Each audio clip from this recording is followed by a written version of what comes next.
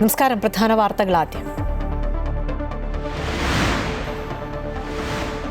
യുദ്ധക്കളമായി ജന്തർ മന്ദർ. കേന്ദ്ര വിദ്യാഭ്യാസ മന്ത്രിയുടെ രാജി ആവശ്യപ്പെട്ട് സമരം ചെയ്യുന്ന CJP പ്രവർത്തകരെ പോലീസ് ഒഴിപ്പിച്ചു. സമരപ്പന്തൽ പൊളിച്ചു. ലാത്തിചാർജും ജലപീരങ്കിയും കണ്ണീർ വാതകവും. സ്ത്രീകളെ അടക്കം മർദ്ദിച്ചുവെന്ന അഭിജിത് ദീപ്കെ. പാർലമെന്റിന് സമീപം സൈനിക വിന്യാസം ശക്തമാക്കി.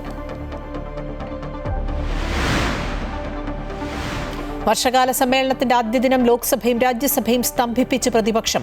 ചോദ്യപേപ്പർ ചോർച്ച അടിയന്തരമായി ചർച്ച ചെയ്യണമെന്നാവശ്യപ്പെട്ട് പ്രതിപക്ഷം നടുത്തളത്തിലിറങ്ങി. പ്രതിപക്ഷത്തിന്റെ നടപടി സഭയുടെ മര്യാദയ്ക്ക് ചേർന്നതല്ലെന്ന് സ്പീക്കർ.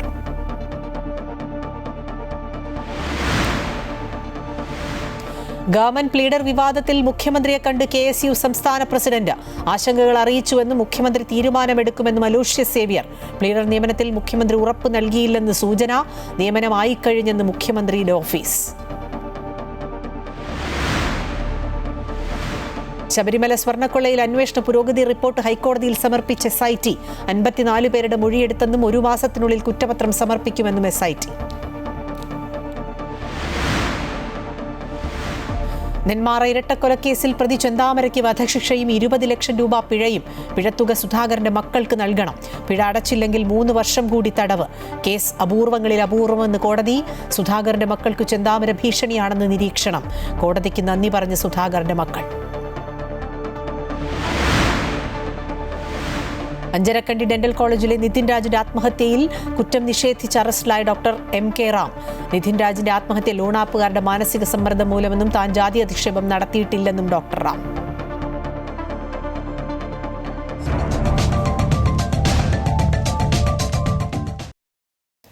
വിദ്യാഭ്യാസ മന്ത്രി ധർമ്മേന്ദ്ര പ്രധാന്റെ രാജി ആവശ്യപ്പെട്ട് കോക്രോച്ച് ജനതാ പാർട്ടി നടത്തിയ സമരത്തിൽ സംഘർഷം. പോലീസ് ലാത്തി വീശുകയും കണ്ണീർ വാതകം പ്രയോഗിക്കുകയും ചെയ്തു. പോലീസിന്റെ നിയന്ത്രണവും ബാരിക്കേഡും മറികടന്ന് ഒരു വിഭാഗം പ്രതിഷേധക്കാർ പാർലമെന്റിനകത്ത് കർത്തവ്യപഥിലേക്ക് എത്തിയതോടെയാണ് സംഘർഷം ആരംഭിച്ചത്. പാർലമെന്റിലേക്കുള്ള വഴികൾ പോലീസ് അടയ്ക്കുകയും പ്രദേശത്ത് നിരോധനാജ്ഞ ഏർപ്പെടുത്തുകയും ചെയ്തു. ജന്തർ മന്ദറിൽ പാർട്ടികളുടെ സമരവേദി പോലീസ് പൊളിച്ചു നീക്കി. കേന്ദ്രമന്ത്രി JP നദ്ദയുമായി ചർച്ച നടത്തിയ CJP നേതാക്കൾ വിദ്യാഭ്യാസ മന്ത്രി ധർമ്മേന്ദ്ര പ്രധാന്റെ രാജി ഉൾപ്പെടെ 3 ആവശ്യങ്ങൾ മുന്നോട്ട് വച്ചു. വർഷകാല സമ്മേളനത്തിന്റെ ആദ്യ ദിനം ലോക്സഭയും രാജ്യസഭയും സ്തംഭിപ്പിച്ച് പ്രതിപക്ഷം. ചോദ്യപേപ്പർ ചോർച്ച അടിയന്തരമായി ചർച്ച ചെയ്യണമെന്നാവശ്യപ്പെട്ട് പ്രതിപക്ഷം നടുത്തളത്തിലിറങ്ങി. പ്രതിപക്ഷാംഗങ്ങളുടെ പ്രവൃത്തി സഭയുടെ മര്യാദയ്ക്ക് ചേർന്നതല്ലെന്ന് വിമർശിച്ച സ്പീക്കർ. പാർലമെന്റിൽ ക്രിയാത്മക ചർച്ചകൾ നടക്കണമെന്നും രാജ്യത്തിന്റെ യുവത്വം പുതിയ ഉയരങ്ങൾ കീഴടക്കുകയാണെന്നും പ്രധാനമന്ത്രി പറഞ്ഞു. പാർലമെന്റിൽ ഫലപ്രദമായ ചർച്ചകൾ നടക്കണമെന്ന് വർഷകാല സമ്മേളനം തുടങ്ങുന്നതിന് മുൻപ് പ്രധാനമന്ത്രി നരേന്ദ്രമോദി ആവശ്യപ്പെട്ടിരുന്നു. രാജ്യത്തിന്റെ യുവത്വം സ്റ്റാർട്ടപ്പ് മേഖലയിൽ ഉൾപ്പെടെ പുതിയ ഉയരങ്ങൾ കീഴടക്കുകയാണെന്നും രാജ്യം സാമ്പത്തിക മേഖലയിൽ മുൻപോട്ട് കുതിക്കുകയാണെന്നും അദ്ദേഹം പറഞ്ഞു. विश्व के कम ही देश हैं जहां इस प्रकार से प्राइवेट साहस हुए हैं और भारत के युवाओं ने अंतरिक्ष में नई उड़ान भरी है. बहुत बड़ी सफलता है. और ये जो स्काईरूट स्टार्टअप है उसमें जो नौजवान काम कर रहे हैं.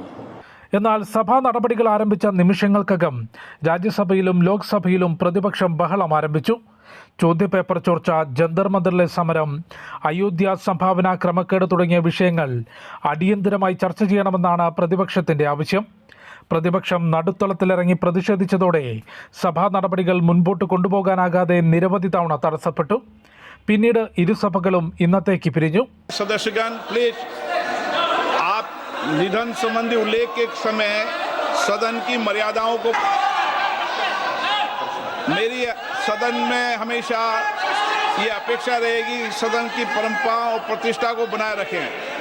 വർഷകാല സമ്മേളനത്തിന്റെ ആദ്യ ദിനം തന്നെ പ്രതിപക്ഷം അലങ്കോലപ്പെടുത്തിയെന്നും അംഗങ്ങളുടെ നടപടി സഭയുടെ മര്യാദയ്ക്ക് ചേർന്നതല്ലെന്നും സ്പീക്കർ ഓം ബിർള വിമർശിച്ചു. യുവാക്കളുടെ ഭാവി തകർക്കുന്നതാണ് ചോദ്യപേപ്പർ ചോർച്ചയെന്നും ജനങ്ങളെ ബാധിക്കുന്ന ഇത്തരം വിഷയങ്ങൾ പാർലമെന്റിൽ ചർച്ച ചെയ്യേണ്ടത് അനിവാര്യമാണെന്നും राज्यसभा प्रतिपक्ष नेता मल्लिकार्जुन खड़गे പറഞ്ഞു. लाखों बच्चों की जो भविष्य है उनके भविष्य के बारे में मैं बात कर रहा हूं और उसके लिए आज यहाँ जंतर मंतर पे हजारों बच्चे वहां पर आए हैं. वहां लाठी चार्ज हो गया है. गवर्नमेंट मारने की कोशिश कर रही है. FCRA നിയമ ഭേദഗതി ബിൽ, വന്ദേമാതരത്തെ അപമാനിച്ചാൽ ശിക്ഷ ഉറപ്പാക്കുന്ന ബില്ലുൾപ്പെടെ 7 ബില്ലുകൾ ഈ സമ്മേളന കാലയളവിൽ അവതരിപ്പിച്ച് പാസാക്കാനാണ് സർക്കാർ ഉദ്ദേശിക്കുന്നത്. വർഷകാല സമ്മേളനം പ്രതിപക്ഷ ബഹളത്തിൽ പ്രക്ഷുബ്ധമാകുമെന്ന സൂചനയാണ് ആദ്യ ദിനം തന്നെ നൽകുന്നത്. അയോധ്യ സംഭാവന ക്രമക്കേടും ജന്തർ മന്ദിറിലെ സമരവും അടിയന്തരമായി ചർച്ച ചെയ്യണമെന്ന നിലപാട് പ്രതിപക്ഷം സ്വീകരിക്കുമ്പോൾ പാർലമെന്റിൽ ക്രിയാത്മകമായ ചർച്ച നടക്കണമെന്നും എല്ലാ വിഷയവും ചട്ടപ്രകാരം ചർച്ച ചെയ്യാമെന്നുമാണ് സർക്കാർ വ്യക്തമാക്കുന്നത്. പാർലമെന്റിന് മുൻപിൽ നിന്നും വിനോദ് കരുവാറ്റയ്ക്കൊപ്പം ജിഷ്ണു കൃഷ്ണൻ, അമൃത ന്യൂസ്. മുഖ്യമന്ത്രി വി.ഡി. സതീശനുമായി കൂടിക്കാഴ്ച നടത്തി KSU സംസ്ഥാന അധ്യക്ഷൻ അലോഷ്യസ് സേവ്യർ. മുഖ്യമന്ത്രിയോട് KSUവിന്റെ മുഴുവൻ ആശങ്കകളും അറിയിച്ചുവെന്നും തീരുമാനമെടുക്കേണ്ടത് സർക്കാരാണെന്നും അലോഷ്യസ് സേവ്യർ പ്രതികരിച്ചു. KSUവിന്റെ സ്പിരിറ്റ് ഉൾക്കൊണ്ടുകൊണ്ടാണ് സർക്കാർ ഉചിതമായ ഒരു തീരുമാനമെടുക്കും എന്ന് പ്രതീക്ഷിക്കുന്നുവെന്നും ക്ഷമാപൂർവ്വം മുഴുവൻ കാര്യങ്ങളും മുഖ്യമന്ത്രി കേട്ടുവെന്നും അലോഷ്യസ് സേവ്യർ പറഞ്ഞു. പ്ലീഡറെ മാറ്റണമെന്ന നിലപാട് മുന്നോട്ട് വെച്ചിട്ടുണ്ട്. ഇക്കാര്യങ്ങളെല്ലാം പാർട്ടിയുടെ ശ്രദ്ധയിൽപ്പെടുത്തിയിട്ടുണ്ടെന്നും അലോഷ്യസ് സേവ്യർ വ്യക്തമാക്കി. ഗവൺമെൻറ് പ്ലീഡർ നിയമനവുമായി ബന്ധപ്പെട്ട KSUവിൻ്റെ മുഴുവൻ ആശങ്കകളും കേരളത്തിൻ്റെ ബഹുമാന്യനായ മുഖ്യമന്ത്രിയെ നേരിട്ട് കണ്ട് ഞങ്ങൾ അറിയിച്ചു. ഞാൻ കഴിഞ്ഞ ദിവസങ്ങളിലെല്ലാം മാധ്യമങ്ങൾ എൻ്റെ അടുത്ത് ചോദിച്ചപ്പോൾ ഞാൻ പറഞ്ഞത്, ഞങ്ങളുടെ ആശങ്കകൾ, ഞങ്ങളുടെ സങ്കടങ്ങൾ, ഞങ്ങളുടെ പ്രയാസങ്ങൾ, അല്ലെങ്കിൽ ഞങ്ങൾക്ക് ഇതുമായി ബന്ധപ്പെട്ട മുഴുവൻ കാര്യങ്ങളും കേരളത്തിൻ്റെ ബഹുമാന്യനായ മുഖ്യമന്ത്രിയെ നേരിട്ട് കണ്ട് പറയുമെന്നാണ് അന്നും പറഞ്ഞിരുന്നത്. അദ്ദേഹവും ഈ മന്ത്രിസഭയിലെ മുഴുവൻ കോൺഗ്രസുമായി ബന്ധപ്പെട്ട മുഴുവൻ മന്ത്രിമാരും KSUവിലൂടെ കടന്നു വന്ന ആളുകളാണ്. സർക്കാരിൻ്റെ അടുത്ത് ഇതുമായി ബന്ധപ്പെട്ട ഞങ്ങൾക്കുള്ള ബോധ്യങ്ങൾ, ഞങ്ങൾക്ക് ഇതുമായി ബന്ധപ്പെട്ടുള്ള ഞങ്ങളുടെ അറിവുകൾ മുഴുവൻ ഞങ്ങൾ ബഹുമാനപ്പെട്ട മുഖ്യമന്ത്രിയുടെ അടുത്ത് ഞങ്ങൾ പറഞ്ഞിട്ടുണ്ട്. ബാക്കി തീരുമാനങ്ങളെല്ലാം എടുക്കേണ്ടത് സർക്കാരാണ്. ഈ കഴിഞ്ഞ 4-5 ദിവസങ്ങളിൽ സാമൂഹ്യ മാധ്യമങ്ങളിലെല്ലാം ഈ വിഷയത്തിൻ്റെ മെറിറ്റുകളെ പറ്റിയല്ല ചർച്ചകൾ ഉണ്ടായതെന്നൊരു പ്രയാസം നമുക്കുണ്ട്. കാരണം ഞങ്ങളവിടെ ഉന്നയിച്ച ഒരു വിഷയത്തിൻ്റെ ഒരു മെറിറ്റും ഡിമെറിറ്റും അവിടെ നിൽക്കുന്നുണ്ട്. അതെല്ലാം മാറ്റി വെച്ചുകൊണ്ട് സാമൂഹ്യ മാധ്യമങ്ങളിൽ ഉണ്ടാകുന്ന പല ചർച്ചകളും എന്ന് പറയുന്നത് ഇതിനെല്ലാം കോൺഗ്രസിൻ്റെ എന്തോ ഇന്നർ പൊളിറ്റിക്സുമായി കണക്ട് ചെയ്തുകൊണ്ട് ഒരു വലിയ രീതിയിലേക്കുള്ള പ്രതിഷേധം കേരളത്തിൻ്റെ സർക്കാരിനെതിരെ KSU ഉന്നയിക്കുന്നു എന്ന തരത്തിലേക്ക് അത്തരത്തിലേക്കൊന്നും പോകേണ്ട യാതൊരു സാഹചര്യവും ഇതിൽ നിലവിലില്ല. ചോരയും നീരും വിയർപ്പും ഒഴുക്കിയത് കൊണ്ടും കൂടിയാണ് ഈ സർക്കാർ കേരളത്തിൽ അധികാരത്തിൽ കയറിയത്. അപ്പോൾ ഇത് ഞങ്ങളുടെ കൂടി സർക്കാരാണെന്നാണ് മുഴുവൻ മാധ്യമങ്ങളുടെ മുൻപേയും സാക്ഷ്യപ്പെടുത്തിക്കൊണ്ട് ഞങ്ങൾ പറഞ്ഞത്.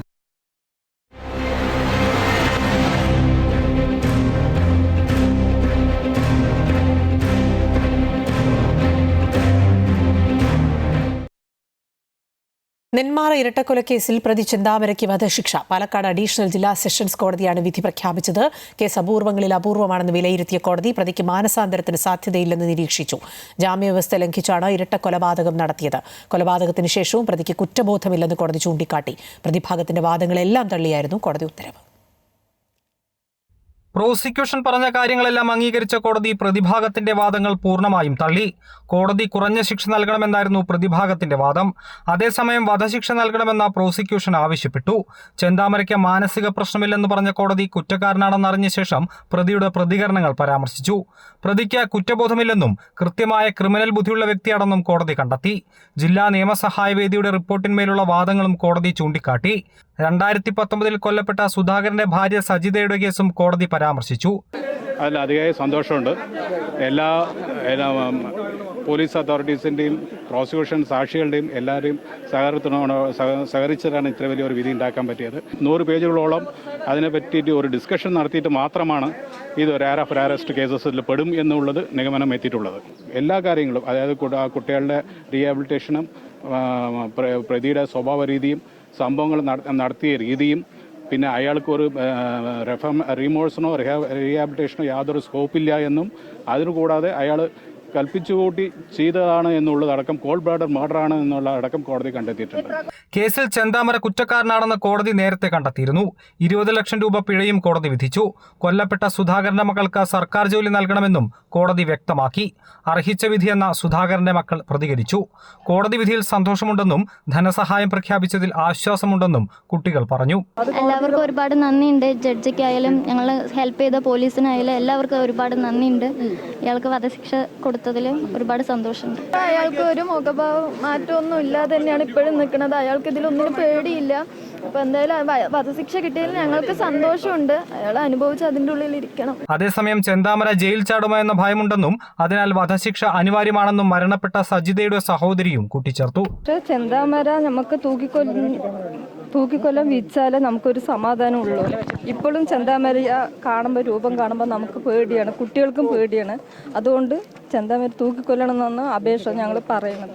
അതേസമയം വിധിയിൽ തൃപ്തിയില്ലെന്നും കോടതി വിശകലനം ചെയ്തതിൽ അപാകതയുണ്ടെന്നും ചെന്താമരയ്ക്ക് നീതി തേടി മേൽക്കോടതിയിൽ പോകുമെന്നും പ്രതിഭാഗം വക്കീലും പറഞ്ഞു. കോടതി തെളിവുകൾ വിശകലനം ചെയ്തത് അതിൽ പോരായ്മയുണ്ടെന്നാണ് കരുതുന്നത്. ഈ വിധിയിൽ ഞങ്ങൾക്ക് എതിർപ്പുണ്ട്. ഞങ്ങൾ അപ്പീൽ ഫയൽ ചെയ്യും. ഹൈക്കോടതിയിൽ നിന്നും അനുകൂലമായ വിധി കിട്ടുമെന്ന് ഉത്തമ വിശ്വാസം ഞങ്ങൾക്കുണ്ട്. വധശിക്ഷയാണെന്നറിഞ്ഞിട്ടും യാതൊരു ഭാവവ്യത്യാസവുമില്ലാതെയാണ് ചെന്താമര കോടതി മുറിയിൽ നിന്നത്. തന്നെ പുറത്തുവിട്ടാൽ കൊലപാതകങ്ങൾ ആവർത്തിക്കുമെന്ന് ചെന്താമര പറഞ്ഞിരുന്നു. അപൂർവങ്ങളിൽ അപൂർവമായ കേസാണിതെന്നാണ് കോടതിയുടെ വിലയിരുത്തൽ. 2025 ജനുവരി 27 പോത്തുണ്ടി ബോയൻ നഗർ സ്വദേശി സുധാകരനെയും അമ്മ ലക്ഷ്മിയെയും കൊലപ്പെടുത്തിയ കേസിലാണ് കോടതി ശിക്ഷാവിധി പ്രസ്താവിച്ചത്. Amrita news, Palakkad. Anjarakandy dental college വിദ്യാർത്ഥി നിതിൻ രാജിന്റെ ആത്മഹത്യയിൽ കുറ്റം നിഷേധിച്ച് അറസ്റ്റിലായ ഡോക്ടർ എം കെ റാം. റാമിനെ ക്രൈംബ്രാഞ്ച് സംഘം വിശദമായി ചോദ്യം ചെയ്തു. നിതിൻ രാജിനെ മാനസികമായി പീഡിപ്പിച്ചിട്ടില്ലെന്നും ജാതി അധിക്ഷേപം നടത്തിയിട്ടില്ലെന്നും ഡോക്ടർ റാം മൊഴി നൽകി. ഒരു അധ്യാപകന്റെ ചുമതല മാത്രമാണ് നിർവഹിച്ചതെന്നും HOD എന്ന നിലയിൽ തന്റെ ചുമതലയാണ് അച്ചടക്കവും പരീക്ഷയിലെ മാർക്ക് കുറഞ്ഞ കുട്ടികളെ ക്ലാസ്സിൽ ശാസിച്ചിട്ടുണ്ട്. ഇത് കുട്ടികളുടെ നന്മയ്ക്ക് വേണ്ടി ചെയ്തതാണെന്നും റാം മൊഴി നൽകി. മൊഴി വിശദമായി രേഖപ്പെടുത്തിയെന്ന് അന്വേഷണ സംഘം വ്യക്തമാക്കി. റാമിനെ പിന്നീട് കസ്റ്റഡിയിൽ വാങ്ങും. നിതിൻ രാജിന്റേത് ആത്മഹത്യയല്ല കൊലപാതകമാണെന്ന് ആവർത്തിച്ച് പിതാവ് രാജൻ. റാമിന്റെ അറസ്റ്റ് ആശ്വാസകരമായ കാര്യമാണ്, സന്തോഷത്തോടെ സ്വീകരിക്കുന്നു. മകന്റെ നഷ്ടം നികത്താനാവില്ലെന്നും നിലവിലെ അന്വേഷണത്തിൽ തൃപ്തിയില്ല എന്നും അദ്ദേഹം പറഞ്ഞു. വളരെയധികം ആശ്വാസം നൽകുന്ന വാർത്തയാണ് പുറത്തു വന്നിരിക്കുന്നത്. എങ്കിലും 100 ദിവസങ്ങളോളം എടുത്തു റാമിനെ അറസ്റ്റ് ചെയ്യാൻ. അവൻ്റെ കിരാതമായ ആ പ്രവൃത്തിയാൽ എൻ്റെ മകൻ സംശയാസ്പദമായി കണ്ണൂർ അഞ്ചരക്കണ്ടി മെഡിക്കൽ കോളേജിൽ കൊല ചെയ്യപ്പെട്ടു. ഇതിന് പിന്നിൽ വീണ്ടും അധ്യാപകരുണ്ട്. പ്രിൻസിപ്പലിൻ്റെ റൂമിൽ നടന്ന ഇൻസിഡൻറ്റിൽ ആരൊക്കെയാണോ പങ്കെടുത്ത അവരെല്ലാം പ്രതികളാണ്. അവരെ പുറത്തു കൊണ്ടുവരാനാണ് ഇന്ന് ആഭ്യന്തരമന്ത്രിക്ക് നിവേദനം കൊടുക്കാൻ ഞങ്ങൾ പോകുന്നത്. കാരണം ഒരു പ്രതി വന്നിട്ട് കാര്യമില്ല, മറ്റുള്ള എല്ലാ പ്രതികളും പുറത്തു കൊണ്ടുവരണം. എൻ്റെ മകൻ പഠിച്ചിറങ്ങി നല്ല ഡോക്ടറായി പോകാൻ ആഗ്രഹിച്ച എൻ്റെ പ്രിയപ്പെട്ട മകനാണ്. അവനെ അവർ കൊന്നു തള്ളി. നിങ്ങൾ ചാനലിലും പത്രങ്ങളിലും എഴുതുന്നത് പോലെയല്ല, ആത്മഹത്യയല്ല, കൊലപാതകമാണ്. അത് വ്യക്തമായ കാരണങ്ങളും തെളിവുകളുമുണ്ട്. ഇന്ന് വരയ്ക്കും അവർ ഒരു വീഡിയോ ക്ലിപ്പിങ്ങുകൾ പോലും പുറത്തു വിട്ടിട്ടില്ല. വീണ് കിടക്കുന്നു എന്ന് പറയുന്നു. ആര് കൊന്നു തള്ളി എന്നാണ് ചോദ്യം, പിതാവിൻ്റെ ചോദ്യം രോദനത്തോടെയുള്ള. എൻ്റെ മകനെ ഒരിക്കലും അവൻ ആത്മഹത്യ ചെയ്യൂല, ചാടി മരിച്ചുവെന്ന് പത്രങ്ങളിലും മാധ്യമങ്ങളിലും കൊട്ടിഘോഷിക്കുന്നു. ചാടി മരിച്ചല്ല, കൊന്നുകൊണ്ടിട്ടതാണ്. കോറോ ഹെൽത്തിലെ കൂട്ടപ്പിരിച്ചുവിടലിൽ തീരുമാനമായതായി മന്ത്രി ബിന്ദു കൃഷ്ണ. പിരിച്ചുവിടപ്പെട്ട ജീവനക്കാർക്ക് 5 മാസത്തെ ശമ്പളം നൽകുമെന്ന് മന്ത്രി അറിയിച്ചു. ആദ്യം കൊടുത്ത 2 മാസത്തെ ശമ്പളത്തിന് പുറമെയാണ് 5 മാസത്തേക്ക് കൂടി കൊടുക്കുക. 26-ാം തീയതിക്ക് മുമ്പ് മുഴുവൻ ശമ്പളവും കൊടുക്കും. മറ്റു ജോലികൾ ലഭിക്കുന്നതിന് വേണ്ട എക്സ്പീരിയൻസ് സർട്ടിഫിക്കറ്റ്, ലീവിംഗ് സർട്ടിഫിക്കറ്റ് തുടങ്ങിയ രേഖകളും കമ്പനി നൽകുമെന്ന് മന്ത്രി അറിയിച്ചു. 5 മാസത്തെ ഗ്രോസ് സാലറി 5 മാസത്തെ ഗ്രോസ് സാലറി മുഴുവൻ എംപ്ലോയീസിനും, അതായത് ആദ്യം കൊടുത്ത 2 മാസം കൂടാതെ ഗ്രോസ് സാലറി 5 മാസത്തേക്കുള്ളത് 26-ാം തീയതി തന്നെ കൊടുക്കാമെന്ന് കമ്പനി സമ്മതിച്ചിട്ടുണ്ട്. അടുത്ത ഞായറാഴ്ചയ്ക്കുള്ളിൽ ആ ഗ്രോസ് ജീവനക്കാർ നമ്മൾ ആവശ്യപ്പെട്ട ആ തുക തരാമെന്ന് കമ്പനി സമ്മതിച്ചിട്ടുണ്ട്. അത് നേരത്തെ കൊടുത്തതിനെ ബാധിക്കുന്നതല്ല. ഇപ്പോൾ ഈ ഇഷ്യൂ എറൈസ് ചെയ്തതിന് ശേഷമുണ്ടായ ചർച്ചയുടെ അടിസ്ഥാനത്തിലാണ് തീരുമാനിച്ചത്. അതുപോലെ ആ തുക 26-ാം തീയതി തന്നെ കൊടുക്കുന്നതാണ്. അതോടൊപ്പം ഇങ്ങനെയുള്ള കമ്പനികളിൽ പിരിച്ചുവിടലും കാര്യങ്ങളൊക്കെ ഉണ്ടായാൽ പിന്നീട് ഒരു ഫർദർ ജോബിന് പോകുമ്പോൾ പലപ്പോഴും അവരെ തള്ളുന്ന, അവരെ അതിന് പരിഗണിക്കാത്ത അഡ്വേഴ്സ് റിമാർക്സ് പലപ്പോഴും ഉണ്ടാകാറുണ്ട്. അത് ശബരിമല കെട്ടളപ്പാളി കടത്തിയ കേസിൽ 30 ദിവസത്തിനകം കുറ്റപത്രം ഫയൽ ചെയ്യാമെന്ന് SIT ഹൈക്കോടതിക്ക് ഉറപ്പ് നൽകി. സ്വർണ്ണക്കൊള്ള കേസിൽ അന്വേഷണം അനന്തമായി നീട്ടാനാവില്ലെന്ന് ഹൈക്കോടതി. ശാസ്ത്രീയ പരിശോധനാ ഫലം ലഭിച്ചിട്ടും കുറ്റപത്രം വൈകുന്നത് ആരാഞ്ഞപ്പോഴാണ് SITയുടെ മറുപടി. 2025 കേസിലും അന്വേഷണം തുടരുകയാണ്. അന്താരാഷ്ട്ര വിപണിയിൽ കോടികൾ വിലമതിക്കുന്ന 6 കിലോ തിമിംഗല ഛർദിയുമായി 2 പേരെ പന്തളം പോലീസും ജില്ലാ ഡാൻസ് ആപ്പ് സംഘവും പിടികൂടി. കൊട്ടാരക്കര സ്വദേശികളായ രാജീവ്, സോമൻ എന്നിവരാണ് പിടിയിലായത്. ഓപ്പറേഷൻ തൂഫാന്റെ ഭാഗമായി പന്തളം വലിയ കോയിക്കൽ പാലത്തിന് സമീപം നടത്തിയ വാഹന പരിശോധനയ്ക്കിടെയാണ് ബൈക്കിൽ കടത്താൻ ശ്രമിച്ച തിമിംഗല ഛർദിയുമായ ആംബർഗ്രീസുമായി പോലീസ് ഇവരെ പിടികൂടിയത്. 5 വർഷം മുമ്പ് ലക്ഷദ്വീപിൽ നിന്നും വാങ്ങിയ ആംബർഗ്രീസ് തിരുവല്ലയിൽ ഉയർന്ന വിലയ്ക്ക് വിൽക്കാൻ കൊണ്ടുപോവുകയായിരുന്നുവെന്ന് ചോദ്യം ചെയ്യലിൽ ഇവർ സമ്മതിച്ചു. പ്രതികളെയും പ്രതിച്ചെടുത്ത ആംബർഗ്രീസും തുടർ നടപടികൾക്കായി വനം വകുപ്പിന് കൈമാറി. നിലമ്പൂർ KNG റോഡിലെ ഇഴഞ്ഞു നീങ്ങുന്ന നിർമ്മാണ പ്രവർത്തനങ്ങളിൽ ബുദ്ധിമുട്ടുകയാണ് യാത്രക്കാരും വ്യാപാരികളും. നിർമ്മാണ പ്രവർത്തനങ്ങൾ നടക്കുന്നതിനാൽ നിലമ്പൂർ ഊട്ടി റോഡിൽ വെളിയാന്തോട് ഭാഗത്ത് ഗതാഗതം മണിക്കൂറുകളോളം സ്തംഭിക്കുന്നത് പതിവായിരിക്കുകയാണ്. അന്തർ സംസ്ഥാന പാതയായ നിലമ്പൂർ ഊട്ടി റോഡിൽ ചന്തക്കുന്ന് മുതൽ നിലമ്പൂർ താലൂക്ക് ഓഫീസ് വരെയുള്ള ഭാഗത്തെ ഓവുചാൽ കലുങ്ക് നിർമ്മാണമാണ് പണി തീരാതെ ഇഴഞ്ഞു നീങ്ങുന്നത്. 5 കോടി രൂപ ചെലവഴിച്ച് നടത്തുന്ന ഈ വലിയ പ്രവൃത്തിക്ക് സൈറ്റിലുള്ളത് വെറും 5ഓളം തൊഴിലാളികൾ മാത്രമാണ്. നിലവിലെ രീതിയിലാണ് നിർമ്മാണമെങ്കിൽ പൂർത്തിയാകാൻ ഇനിയും 1 വർഷത്തിലധികം കാത്തിരിക്കേണ്ടി വരും. മെല്ലെപ്പൊക്ക് മാത്രമല്ല, നിർമ്മാണത്തിലെ അശാസ്ത്രീയതയും പ്രതിസന്ധിയുണ്ടാക്കുന്നതായി വ്യാപാരികളും നാട്ടുകാരും പറയുന്നു. ആകെ പണിതത് 2 കൾവർട്ടും അതിന്റെ കൂടെ ചെറിയ ഡ്രെയിനേജുമാണ്. ഡ്രെയിനേജിന്റെ പണി എവിടെയും പൂർത്തിയാവുന്നില്ല. കഴിഞ്ഞ മഴ പെയ്ത ഒരു മഴയെ കാര്യമായിട്ട് പെയ്തുള്ളൂ. ആ മഴയിൽ ഇരുവശത്തുള്ള കടകളിലും വെള്ളം കയറുകയും ചെയ്തു. അതുപോലെ തന്നെ ഗതാഗതം തടസ്സപ്പെടുകയും ചെയ്തു. നിരവധി വാഹനങ്ങൾ ഇവിടെ കുടുങ്ങി. ഇത്രയും പൈസ മുടക്കിയിട്ട് ഇവിടെ ഇതിനൊരു ഫലപ്രാപ്തിയിലും എത്തില്ല. ഇതിന്റെ അടിയന്തര നടപടി സ്വീകരിക്കണം എന്നുള്ളതാണ് പറയാനുള്ളത്. നേരിയ മഴ പെയ്താൽ പോലും അശാസ്ത്രീയ നിർമ്മാണം കാരണം വെള്ളം കെട്ടിനിന്ന് KNG റോഡിൽ മണിക്കൂറുകൾ നീളുന്ന ഗതാഗതക്കുരുക്കാണ് അനുഭവപ്പെടുന്നത്. നിലമ്പൂരിൽ നിന്ന് കരിമ്പുഴയിലേക്കുള്ള വെറും 5 കിലോമീറ്റർ ദൂരം സഞ്ചരിക്കാൻ പോലും 1 മണിക്കൂറിലധികം സമയമാണ് യാത്രക്കാർക്ക് റോഡിൽ കളയേണ്ടി വരുന്നത്. വരും ദിവസങ്ങളിൽ കാലവർഷം കനത്താൽ പ്രദേശം മുഴുവൻ വെള്ളത്തിനടിയിലാകുമെന്ന ഭീതിയിലാണ് വ്യാപാരികൾ. പലരും ഇതിനോടകം തന്നെ കടകൾ അടച്ചു കഴിഞ്ഞു. മഴ ശക്തമാകുന്നതിന് മുൻപ് അധികൃതർ അടിയന്തരമായി ഇടപെട്ട് കരാർ കമ്പനിയെ കൊണ്ട് നിർമ്മാണ പ്രവൃത്തികൾ വേഗത്തിൽ പൂർത്തിയാക്കണമെന്നാണ് നാട്ടുകാർ ആവശ്യപ്പെടുന്നത്. അമൃത ന്യൂസ്, മലപ്പുറം. കോഴിക്കോട് ചാലിയം വട്ടപ്പറമ്പ് സ്വദേശി സുജിത് ലാലിന്റെ ജീവിതത്തിൽ ചിരട്ട ചില്ലറക്കാരനല്ല. കരിങ്കൽ ശില്പങ്ങളെ വെല്ലുന്ന തരത്തിൽ ചിരട്ടയാൽ മാജിക് തീർക്കുകയാണ് ഈ യുവാവ്. കോവിഡ് കാലത്ത് ഒഴിവു നേരത്ത് കയ്യിൽ കിട്ടിയ ചിരട്ട കൊണ്ട് കൗതുകമായി തീർത്ത ഒരു ചിരട്ട കപ്പാണ് മെക്കാനിക്കൽ ബിരുദകാരിയായ സുജിത് ലാലിന്റെ ഉള്ളിലെ കരകൗശല ബിരുദ് പുറത്തെത്തിച്ചത്. എല്ലാ ചിരട്ടും പല ഷേപ്പിലാണ് വരുന്നത്. അപ്പോൾ ഇങ്ങനെ ഒരു ഷേപ്പ് കണ്ടപ്പോൾ ഇന്നൊരു സാധനം ഈ ഷേപ്പിൽ നിന്ന് ഉണ്ടാക്കാൻ പറ്റും എന്നുള്ളൊരു തോന്നി. അങ്ങനെയാണ് ചെയ്തു തുടങ്ങുന്നത്. പിന്നീട് ചിരട്ടയിലെ ശില്പ സാധ്യതകളിലേക്ക് സുജിത്ത് സ്വയം ഇറങ്ങിത്തിരിക്കുകയായിരുന്നു.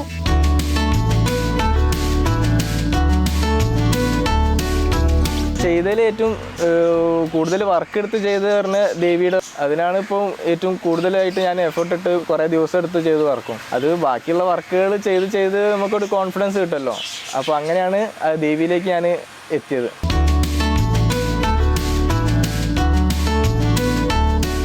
കല്ലിൽ കൊത്തിയെടുക്കുന്ന ശില്പങ്ങളെ വെല്ലുന്ന അഴക് സുജിത്തിന്റെ ചിരട്ട ശില്പങ്ങളെ ആകർഷകമാക്കിയതോടെ വിദേശത്തു നിന്നുൾപ്പെടെ ഓർഡറുകളും ലഭിച്ചു തുടങ്ങി.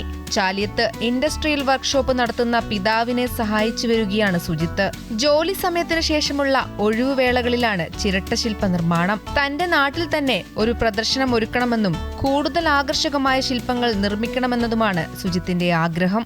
ഇതിപ്പോൾ ഒരുപാട് ഇങ്ങനെ ഫ്രീ ടൈമിൽ ഇങ്ങനെ ചെയ്ത് കുറച്ച് അധികം ആയി കഴിഞ്ഞാൽ എന്തെങ്കിലും ഒരു ആർട്ട് ഗാലറി മാതിരി ഷോപ്പ് തുടങ്ങിയിട്ട് അങ്ങനെ ഒരു സെയിലിനുള്ള രൂപത്തിൽ ചെയ്യണമെന്നുണ്ട്. അപ്പോഴേക്കും നമുക്ക് ഒന്നുകൂടെ ഒന്ന് ഇനിയും പഠിക്കാനുണ്ടല്ലോ. ഇതിൽ കംപ്ലീറ്റ് ആയിട്ടില്ല. ഇനിയും ചെയ്ത് വരുമ്പോഴേ നമ്മൾ ഒന്നുകൂടെ പഠിച്ച് വരുള്ളൂ. ഒരു ചിരട്ട കൊണ്ട് ജീവിതം മാറി മറിയുമെന്നാണ് സുജിത് ലാൽ ഇവിടെ തെളിയിച്ചിരിക്കുന്നത്. ഉരുപ്പെരുമ കൊണ്ട് അറിയപ്പെട്ട ഈ നാട്ടിൽ തന്റെ ചിരട്ട ശില്പങ്ങളും അറിയപ്പെടുമെന്നാണ് ഈ യുവാവ് പറയുന്നത്. ക്യാമറമാൻ സജി തറയിലിനോടൊപ്പം രേഷ്മ സുരേന്ദ്രൻ, അമൃത ന്യൂസ്, കോഴിക്കോട്. മാതാമൃതാനന്ദമയി മഠം വൈസ് ചെയർമാനും അമ്മയുടെ പ്രഥമ ശിഷ്യനുമായ സ്വാമി അമൃത സ്വരൂപാനന്ദപുരിക്ക് അമേരിക്കയിലെ ന്യൂ മെക്സിക്കോയിലുള്ള സാന്റാഫെയിൽ ഊഷ്മള സ്വീകരണം നൽകി. 100 കണക്കിന് ഭക്തജനങ്ങളാണ് സ്വീകരണ ചടങ്ങിലും തുടർന്ന് നടന്ന സത്സംഗത്തിലും പങ്കെടുത്തത്.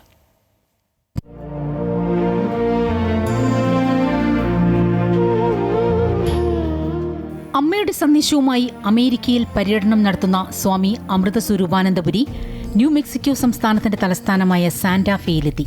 2 ദിവസത്തെ സന്ദർശനത്തിനായാണ് സ്വാമി എത്തിയത്. മാതാ അമൃതാനന്ദമയി മഠത്തിലെത്തിയ സ്വാമിജിയെ ആചാരപരമായി പൂർണ്ണ കുംഭം നൽകിയാണ് ഭക്തർ സ്വീകരിച്ചത്.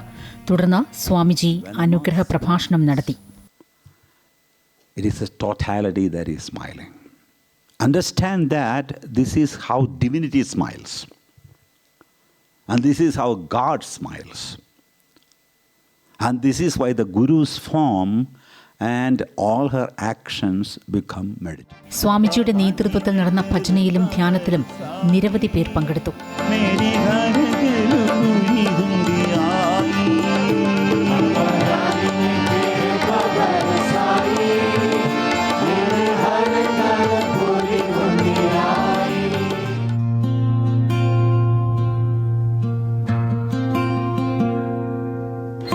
Let's now meditate for some time.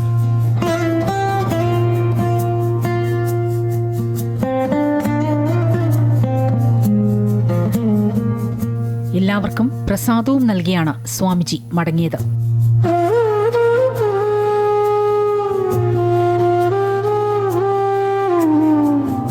News desk Amrita TV. Amrita Vishwavidyapeetham Amritapuri ക്യാമ്പസിൽ വിദ്യാർത്ഥികൾക്കായി സംഘടിപ്പിച്ച ദ്വിദിന ഏജന്റ് AI MCP വാക്കത്തോൺ 2026 സമാപിച്ചു. ആർട്ടിഫിഷ്യൽ ഇന്റലിജൻസിന്റെ അതിനൂതന സാധ്യതകളും മോഡൽ കോണ്ടെക്സ്റ്റ് പ്രോട്ടോകോൾ സാങ്കേതികവിദ്യയും വിദ്യാർത്ഥികൾക്ക് പരിചയപ്പെടുത്തുന്നതിനും പ്രായോഗിക പരിശീലനം നൽകുന്നതിനുമായാണ് പരിപാടി സംഘടിപ്പിച്ചത്. AI അധിഷ്ഠിത ഇന്നൊവേഷനും സാങ്കേതിക മികവും പ്രോത്സാഹിപ്പിക്കുക എന്ന ലക്ഷ്യത്തോടെ സംഘടിപ്പിച്ച ഹാക്കത്തോണിൽ വിവിധ ഡിപ്പാർട്ട്മെന്റുകളിൽ നിന്നുള്ള വിദ്യാർത്ഥികളുടെ പങ്കാളിത്തവും ശ്രദ്ധേയമായി. കൊല്ലം അമൃത വിശ്വവിദ്യാപീഠം അമൃതപുരി ക്യാമ്പസിൽ നടന്ന ദ്വിദിന ഏജന്റിക് AI MCP ഹാക്കത്തോൺ 2026 വിദ്യാർത്ഥികളുടെ മികച്ച പങ്കാളിത്തത്തോടെ സമാപിച്ചു. വീക്കാൻ എന്റർപ്രൈസ് സൊല്യൂഷൻസും നൈട്രോസ്റ്റാക്കും സഹകരിച്ച് സംഘടിപ്പിച്ച ഹാക്കത്തോൺ ഏറ്റവും പുതിയ സാങ്കേതികവിദ്യയായ മോഡൽ കോണ്ടെക്സ്റ്റ് പ്രോട്ടോകോൾ അഥവാ MCP കേന്ദ്രീകരിച്ചായിരുന്നു. അമൃതപുരി ക്യാമ്പസിലെ വിവിധ പഠനശാഖകളിൽ നിന്നുള്ള വിദ്യാർത്ഥികൾ പങ്കെടുത്ത ഹാക്കത്തോണിന്റെ ആദ്യ ദിനത്തിൽ ഏജന്റിക് AI ഫ്രെയിംവർക്കുകൾ, MCP അധിഷ്ഠിത ആപ്ലിക്കേഷൻ വികസനം എന്നീ വിഷയങ്ങളിൽ വിദഗ്ധർ പരിശീലന ക്ലാസുകൾ നയിച്ചു. വീക്കാൻ enterprise solutions BFSI director Suresh Krishnaswamy, പ്രതിനിധി അഭിഷേക് പണ്ഡിറ്റ്, അമൃത സ്കൂൾ ഓഫ് കമ്പ്യൂട്ടിംഗിലെ കമ്പ്യൂട്ടർ സയൻസ് ആൻഡ് എഞ്ചിനീയറിംഗ് വിഭാഗം മേധാവി ഡോക്ടർ സ്വാമിനാഥൻ എന്നിവരുടെ നേതൃത്വത്തിൽ ഹാക്കത്തോണിന്റെ ആദ്യ ദിനത്തിൽ വിദ്യാർത്ഥികൾക്കായി പ്രത്യേക വർക്ക്ഷോപ്പും പരിശീലന സെക്ഷനുകളും സംഘടിപ്പിച്ചു. Amazed of the outputs of these hackathons and very excited about the partnership and the opportunity to collaborate with such a prestigious institution as Amrita. ഇതിൽ അത്ഭുതം എന്താണെന്ന് വെച്ചാൽ ഇതുപോലത്തെ ഒരു ചാൻസ് കൊടുത്തു കഴിഞ്ഞപ്പോൾ 1750 കുട്ടികൾ അതിനെ രജിസ്റ്റർ ചെയ്ത് അവർ ഓരോരോ പ്രോജക്ട്സും നമ്മൾ കണ്ടാൽ അത് അതിശയിച്ച് പോകും. അതുപോലെ ഒരു ബ്രില്യൻസ് നമ്മൾ കാണാൻ കിട്ടി. തുടർന്ന് നടന്ന തത്സമയ ഹാക്കത്തോണിൽ കോഡിംഗിൽ മുൻപരിചയമില്ലാത്ത വിദ്യാർത്ഥികൾ ഉൾപ്പെടെ നിരവധി പേർ സ്വന്തമായി MCP ആപ്ലിക്കേഷനുകൾ വികസിപ്പിച്ച് കഴിവ് തെളിയിച്ചു. എല്ലാ പഠനശാഖകളിലെയും വിദ്യാർത്ഥികൾക്ക് മത്സരത്തിൽ പങ്കെടുക്കാൻ അവസരമൊരുക്കിയിരുന്നു. 6 വിഭാഗങ്ങളിലായി നടന്ന മത്സരങ്ങളിൽ 3 ടീമുകൾ വീതം വിജയികളായി. വിജയികൾക്കായി ക്യാഷ് പ്രൈസുകളും AI ക്രെഡിറ്റുകളും ഉൾപ്പെടെ ആകെ 10 ലക്ഷം രൂപ മൂല്യമുള്ള സമ്മാനങ്ങളാണ് ഒരുക്കിയത്. മികച്ച പ്രകടനം കാഴ്ചവെച്ച വിദ്യാർത്ഥികൾക്ക് വീക്കാൻ എന്റർപ്രൈസ് സൊല്യൂഷൻസിൽ ഇന്റേൺഷിപ്പിനും നേരിട്ടുള്ള തൊഴിൽ അഭിമുഖത്തിനുമുള്ള അവസരവും ലഭിക്കുമെന്ന് സംഘാടകർ അറിയിച്ചു. സാങ്കേതിക വിദ്യയുടെ ഏറ്റവും പുതിയ സാധ്യതകൾ വിദ്യാർത്ഥികളിലേക്ക് എത്തിക്കുന്നതിനും നവീന ആശയങ്ങൾ പ്രോത്സാഹിപ്പിക്കുന്നതിനും ഹാക്കത്തോൺ സഹായകമായതായി സംഘാടകർ വ്യക്തമാക്കി. വിദ്യാർത്ഥികളുടെ ആവേശകരമായ പങ്കാളിത്തമാണ് പരിപാടിയുടെ ഏറ്റവും വലിയ വിജയമെന്നും അവർ കൂട്ടിച്ചേർത്തു. AI രംഗത്തെ നൂതന സാങ്കേതിക വിദ്യകളും തൊഴിൽ സാധ്യതകളും വിദ്യാർത്ഥികൾക്ക് അടുത്തറിയാൻ അവസരമൊരുക്കിയാണ് 2 ദിവസം നീണ്ടുനിന്ന ഏജന്റിക് AI MCP ഹാക്കത്തോൺ 2026 സമാപിച്ചത്. അമൃത ന്യൂസ്, കൊല്ലം. വഖഫ് ബോർഡ് വിഷയത്തിൽ സർക്കാർ അനാവശ്യമായി തലയിട്ട് പ്രശ്നത്തെ വഷളാക്കിയെന്ന് വഖഫ് board chairman KS Hamza. Board പുനഃസംഘടിപ്പിക്കണമെന്നാവശ്യപ്പെട്ട് സർക്കാരാണ് ആദ്യം പരാതി നൽകിയത്. ഫാറൂഖ് കോളേജിനെ സംരക്ഷിക്കാനാണ് സർക്കാർ ശ്രമിക്കുന്നതെന്നും KS ഹംസ പറഞ്ഞു. പിണറായി സർക്കാർ ബോർഡിന്റെ പ്രവർത്തന സ്വാതന്ത്ര്യത്തിൽ ഇടപെട്ടിട്ടില്ല. കേരള നിയമസഭാ വഖഫ് നിയമത്തിനെതിരെ പ്രമേയം പാസാക്കിയത് സർക്കാരിന് കോടതിയെ ബോധ്യപ്പെടുത്താമായിരുന്നല്ലോ എന്നും അദ്ദേഹം ചോദിച്ചു. AGയോട് ചോദിക്കുന്നുണ്ട്, you are supporting the petitioner എന്ന് ചോദിക്കുന്നുണ്ട്. അപ്പോൾ AG മറുപടി പറയുന്നത് yes we are supporting the petitioner. We are supporting the petition. എന്താണ് പെറ്റീഷൻ? 11 അംഗങ്ങളുള്ള പൂർത്തിയായ ബോർഡ് വേണം. 11 അംഗങ്ങൾ വേണമെങ്കിൽ 2 നോൺ മുസ്ലിം അംഗങ്ങൾ വേണം. എന്നാലേ 11 പൂർത്തിയാവുള്ളൂ. അത് വേണം. സെക്ഷൻ 14 അനുസരിച്ച് വേണം. ഇതാണ് പെറ്റീഷൻ. ആ പെറ്റീഷനെ ഞങ്ങൾ സപ്പോർട്ട് ചെയ്യുന്നു എന്ന് ഗവൺമെൻറ് ഓഫ് കേരളയ്ക്ക് വേണ്ടി ബഹുമാനപ്പെട്ട AG കോടതി മുമ്പാകെ ബോധ്യപ്പെടുന്നു. ഇവിടെയാണ് ഇതിൻ്റെ വിഷയം. എന്നിട്ട് തലയുയരാൻ വേണ്ടി എന്തെങ്കിലും പറഞ്ഞു നടക്കുന്നതിൽ ഒരു അർത്ഥമില്ലല്ലോ. ഈ കള്ളക്കളിയായിരുന്നു. വ്യക്തമായി പറയട്ടെ, ഈ 4 പെറ്റീഷനുകളും ഡിസൈൻ ചെയ്തിട്ടുള്ള ഏതോ ഒരു ടാബിളിൽ നിന്നാണ്. മറ്റൊരു സത്യം, ഇവർക്കൊക്കെ വേണ്ടി ഹാജരായതാരാണ്? ഹൈക്കോടതിയിലെ സീനിയർ അഡ്വക്കേറ്റ്സ്. വലിയ എക്സ്പെൻസീവാണല്ലോ ഈ സീനിയർ അഡ്വക്കേറ്റ്സ് നോക്കാനുള്ളത്. എവിടെ നിന്നാണ് ഇവർക്ക് ഫണ്ട് വന്നിട്ടുള്ളത്? വഖഫ് ബോർഡ് പുനഃസംഘടനയിൽ ആരോപണ പ്രത്യാരോപണങ്ങൾ തുടരുന്നു. കേന്ദ്ര തീരുമാനമനുസരിച്ച് വഖഫ് ബോർഡ് പുനഃസംഘടിപ്പിക്കാൻ തിടുക്കം കൂട്ടിയവരാണ് ഇപ്പോൾ വർഗീയ ധ്രുവീകരണവുമായി ഇറങ്ങിയതെന്ന UDFന്റെ മറുപടി. അതേസമയം വഖഫ് ബോർഡ് വിഷയത്തിൽ സംസ്ഥാന സർക്കാർ കോടതിയിൽ എന്ത് നിലപാട് സ്വീകരിക്കും എന്നത് നിർണായകമാണ്. ഫെബ്രുവരിയിൽ ഇടത് സർക്കാർ വഖഫ് ബോർഡ് രൂപീകരിച്ചപ്പോൾ 11 അംഗങ്ങൾ വേണ്ടിടത്ത് 9 അംഗങ്ങളെയാണ് നിയമിച്ചത്. കേന്ദ്ര സർക്കാർ കൊണ്ടുവന്ന ഭേദഗതി നിയമത്തിൽ മുസ്ലിങ്ങളല്ലാത്ത 2 അംഗങ്ങളെ ഉൾപ്പെടുത്താൻ നിർദ്ദേശമുണ്ടായെങ്കിലും സർക്കാർ ഈ അംഗങ്ങളുടെ ഒഴിവ് നിലനിർത്തി. എന്നാൽ പുതിയ സർക്കാർ വന്നയുടൻ സംസ്ഥാന സർക്കാർ ഹൈക്കോടതിയിൽ ഹർജിക്കാരുമായി ഒത്തുകളിച്ച് വഖഫ് ബോർഡിന്റെ സ്വതന്ത്ര സ്വഭാവം നഷ്ടപ്പെടുത്താൻ നീക്കം നടത്തുകയാണെന്ന ആരോപണവുമായി CPM രംഗത്തെത്തി. കേന്ദ്ര തീരുമാനമനുസരിച്ച് വഖഫ് ബോർഡ് പുനഃസംഘടിപ്പിച്ചവർ തന്നെയാണിപ്പോൾ വർഗീയതയ്ക്കും അസത്യപ്രചരണത്തിനും നേതൃത്വം നൽകുന്നതെന്നാണ് UDFന്റെ മറുപടി. ഇവർ പുറത്തിറങ്ങിയിട്ട് 2 അംഗങ്ങളെ മുസ്ലിം അംഗങ്ങളെ വെക്കാൻ കൂട്ടുനിന്നു എന്നൊരു ദുഷ്പ്രചരണം, അതൊരു വർഗീയ ധ്രുവീകരണം ഉണ്ടാക്കുന്ന, ആളുകളുടെ വികാരത്തിന് തീപിടിപ്പിച്ച് അവരെ പോളറൈസ് ചെയ്യുന്ന ഒരു പ്രചരണവുമായിട്ട് CPM ഇവിടെ ഇറങ്ങിയിരിക്കുകയാണ്. ഇവിടെ സെക്ഷൻ 14ഉം മുഴുവൻ വഖഫ് ഭേദഗതി നിയമവും പാലിച്ചുകൊണ്ട് കോൺസ്റ്റിറ്റ്യൂട്ട് ചെയ്യപ്പെട്ടൊരു വഖഫ് ബോർഡാണ് ഇവിടെ ഉള്ളത്. ആ നിയമപരമായി സർക്കാർ ഇൻഎഫക്റ്റീവ് ആകാൻ പാടില്ല. അത് എഫക്റ്റീവായിട്ട് മുന്നോട്ട് പോയിട്ടില്ലെങ്കിൽ ഇവിടെ ഉള്ള നീതിയും ലഭ്യമാവില്ല. അല്ലെങ്കിൽ കോടതി മുഴുവൻ പിരിച്ചിട്ട് ഇതിന് കോടതിക്ക് തീരുമാനിക്കാമല്ലോ. ഇത് ഞങ്ങൾ ഈ വിഷയത്തെ ബുദ്ധിപരമായും നയപരമായും ഇതിന് വഖഫിന്റെ സ്റ്റേക്ക് ഹോൾഡേഴ്സിന് അനുകൂലമായും സമീപിച്ചാണ് സർക്കാർ നിലപാടെടുത്തിട്ടുള്ളത്. അതേസമയം 2 അമുസ്ലിം അംഗങ്ങളുടെ ഒഴിവ് ഉടൻ നികത്താമെന്ന് ഉത്തരവിൽ തന്നെ വ്യക്തമാക്കിയാണ് LDF സർക്കാർ നേരത്തെ വഖഫ് ബോർഡ് പുനഃസംഘടിപ്പിച്ചതെന്ന് UDF കുറ്റപ്പെടുത്തുന്നു. പുതിയ നിയമത്തിലെ വ്യവസ്ഥകളോട് LDF സർക്കാരിന് എതിർപ്പുണ്ടായിരുന്നെങ്കിൽ കാര്യങ്ങളിൽ വ്യക്തത വരും വരെ താൽക്കാലിക സംവിധാനമായിരുന്നു ഏർപ്പെടുത്തേണ്ടതെന്നും UDF കേന്ദ്രങ്ങൾ പറയുന്നു. അതേസമയം വഖഫ് ബോർഡിൽ മുസ്ലിം ഇതര വിഭാഗങ്ങളെ ഉൾപ്പെടുത്തുന്നതിനെതിരെ രൂക്ഷ വിമർശനവുമായി സമസ്ത കാന്തപുരം വിഭാഗം ഉൾപ്പെടെ രംഗത്തെത്തിയിട്ടുണ്ട്. പ്രവർത്തനം മരവിപ്പിച്ച ഹൈക്കോടതി ഉത്തരവിനെതിരെ വഖഫ് ബോർഡ് സുപ്രീം കോടതിയിലെത്തിയ പശ്ചാത്തലത്തിൽ ഇനി കോടതി ഇടപെടലിന്റെ അടിസ്ഥാനത്തിലായിരിക്കും തുടർ പ്രവർത്തനങ്ങൾ തീരുമാനിക്കുക. അതേസമയം UDF സർക്കാർ എന്ത് നിലപാടായിരിക്കും കോടതിയിൽ സ്വീകരിക്കുക എന്നുള്ളതും ശ്രദ്ധേയമാണ്. അമൃത ന്യൂസ്, കോഴിക്കോട്. ദേശാഭിമാനിയിൽ വാരാന്ത്യപ്പതിപ്പ് വിവാദത്തിൽ കാരണം കാണിക്കൽ നോട്ടീസിന് എഡിറ്റർ മറുപടി നൽകി. തെറ്റുണ്ടെങ്കിൽ തിരുത്താമെന്നാണ് എഡിറ്റർ KR അജയന്റെ മറുപടി.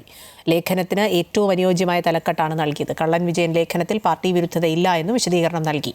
4 മണിക്ക് മുമ്പ് വിശദീകരണം നൽകണമെന്നാവശ്യപ്പെട്ട് റെസിഡന്റ് എഡിറ്റർ M സ്വരാജ് നേരത്തെ നോട്ടീസ് നൽകിയിരുന്നു. കോഴിക്കോട് പാളയത്ത് യുവാവ് മരണപ്പെട്ട സംഭവം SIT അന്വേഷിക്കും. പ്രതികളുമായി ബന്ധപ്പെട്ട സൂചനകൾ ലഭിച്ചതായും പോലീസ് അറിയിച്ചു. അതേസമയം ഓപ്പറേഷൻ തൂഫാന്റെ ഭാഗമായി ലഹരി മാഫിയയുടെ വിവരങ്ങൾ ബിജു പോലീസിന് നൽകിയതിന്റെ വൈരാഗ്യമാണ് കൊലപാതകത്തിന് പിന്നിലെന്ന ആരോപണം സിറ്റി പോലീസ് കമ്മീഷണർ നിഷേധിച്ചു.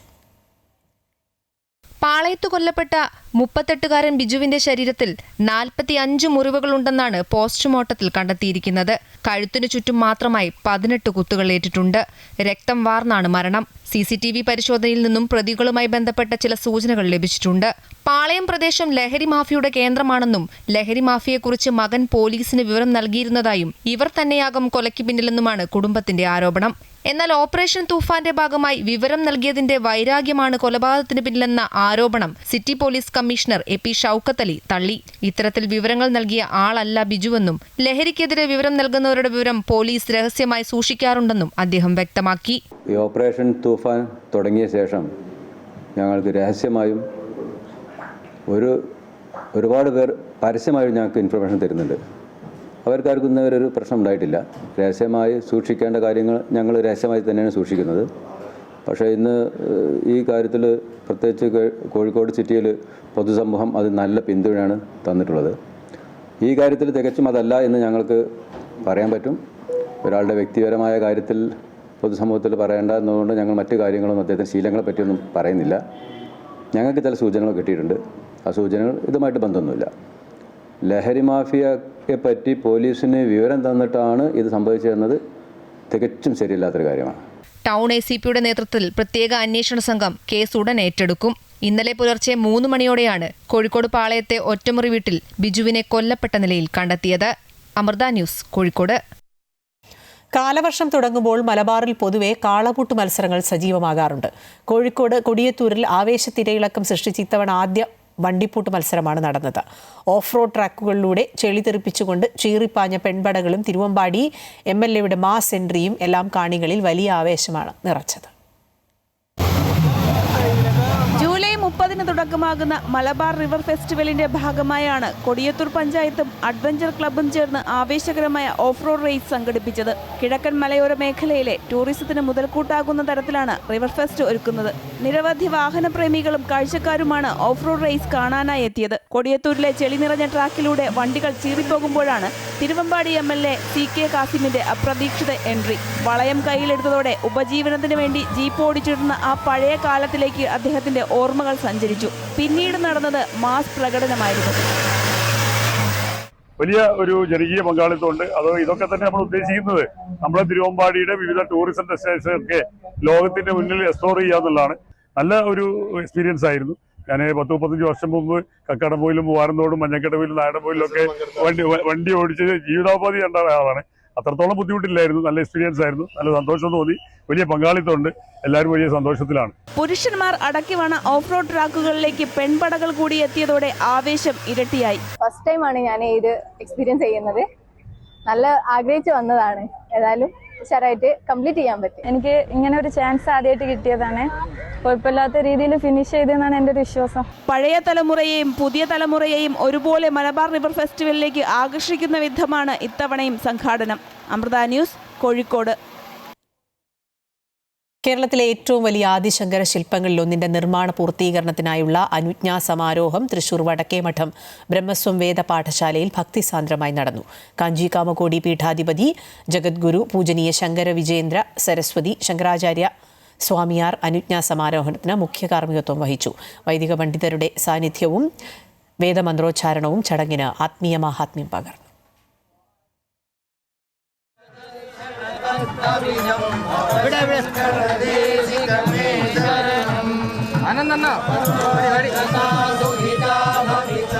ആദിശങ്കര ഭഗവത്പാദരുടെ ജീവിത ദർശനവും സന്ദേശവും വരും തലമുറകൾക്ക് പകർന്നു നൽകുക എന്ന ലക്ഷ്യത്തോടെയാണ് വടക്കേമഠം ബ്രഹ്മസ്വം വേദപാഠശാലയിൽ ഈ ബൃഹത് ശില്പം സ്ഥാപിച്ചത്. പ്രശസ്ത ശില്പി തിരുനാവായ രാധാകൃഷ്ണനാണ് ശില്പം നിർമ്മിച്ചത്. വേദപഠനശാലേൻ്റെ പ്രത്യേകതകൾ ലോകം മുഴുവൻ അറിയുന്നതാണല്ലോ. അവിടെ ഈ പുണ്യഭൂമിയിൽ നൂറ്റാണ്ടുകളായിട്ട് വേദം ഉച്ചരിക്കുന്ന ഈ ഭൂമിയിലൊരു ശ്രീ ശങ്കരാചാര്യ പ്രതിമ ചെയ്യാൻ പറ്റിയത് എൻ്റെ ജന്മം പുണ്യം എന്നാണ് ഞാൻ ചിന്തിക്കുന്നത്. ഏറ്റവും വലുതുകളിലൊന്നാണ്, അങ്ങനെയാണ് പറയണത്.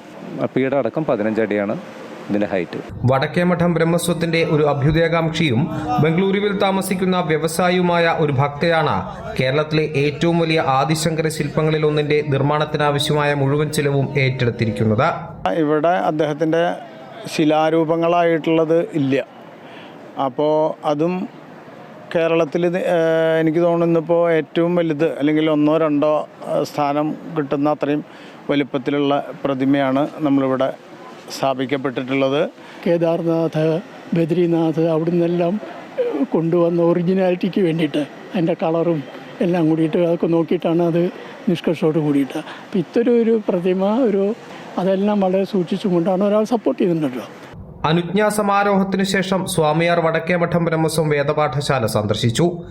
വേദവിദ്യാർത്ഥികളുമായി സ്നേഹപൂർവ്വം സമയം ചിലവഴിക്കുകയും അവരുടെ വേദപഠനം, അനുഷ്ഠാനങ്ങൾ എന്നിവയെക്കുറിച്ച് അന്വേഷിക്കുകയും ചെയ്തു. തുടർന്ന് നടത്തിയ അനുഗ്രഹ പ്രഭാഷണത്തിൽ വേദസംരക്ഷണത്തിന്റെ പ്രാധാന്യവും സനാതനധർമ്മത്തിന്റെ മൂല്യങ്ങളും അദ്ദേഹം വിശദീകരിച്ചു. വടക്കേമഠം ബ്രഹ്മസ്വത്തിന്റെ ആത്മീയ സാംസ്കാരിക പ്രവർത്തനങ്ങൾക്ക് കൂടുതൽ കരുത്തേകുന്ന ഈ ചടങ്ങ് ഭക്തിസാന്ദ്രവും ചരിത്ര പ്രാധാന്യവുമുള്ള ഒരവസരമായി മാറുകയായിരുന്നു. അമൃത ന്യൂസ്, തൃശൂർ.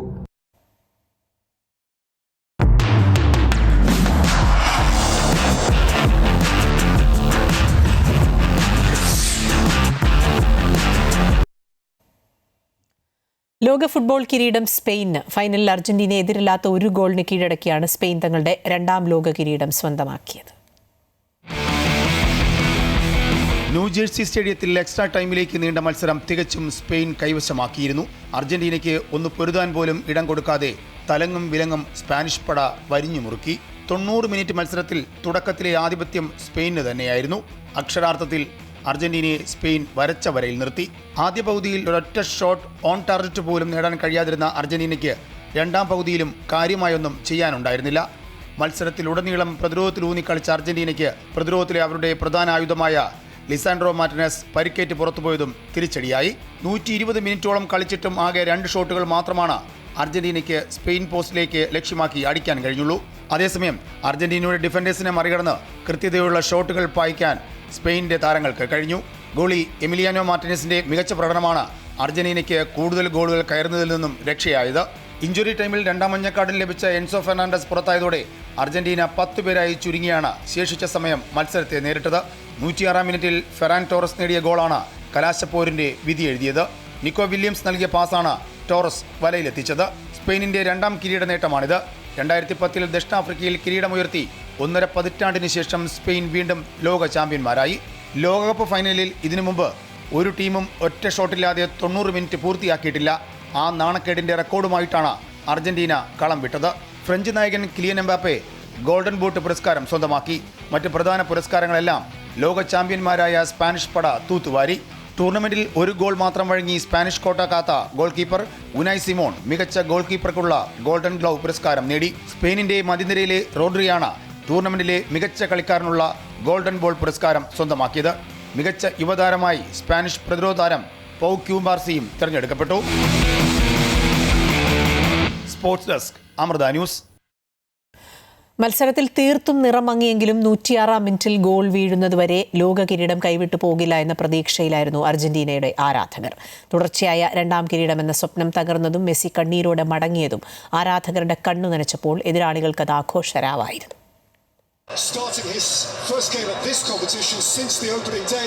തുടക്കം മുതൽ തനത് കളി ശൈലിയിൽ എതിരാളികൾക്ക് പന്തൊന്ന് തൊടാൻ പോലും കൊടുക്കാതെ സ്പെയിൻ കളം നിറഞ്ഞപ്പോൾ അർജന്റീന ആരാധകർ നിശബ്ദരായി. എന്നാൽ എതിരാളികൾ ആഘോഷത്തിമിർപ്പിലായിരുന്നു.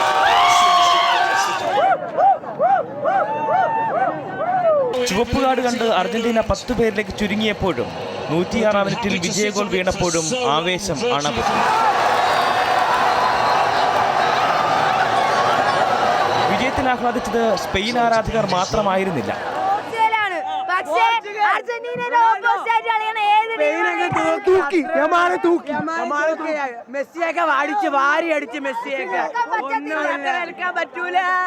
തലസ്ഥാനത്തെ നിരവധി സ്ഥലങ്ങളിലാണ് ബിഗ് സ്ക്രീനിൽ ഫൈനൽ പ്രദർശിപ്പിച്ചത്. Cameraman Joseph, Amrita news, Thiruvananthapuram.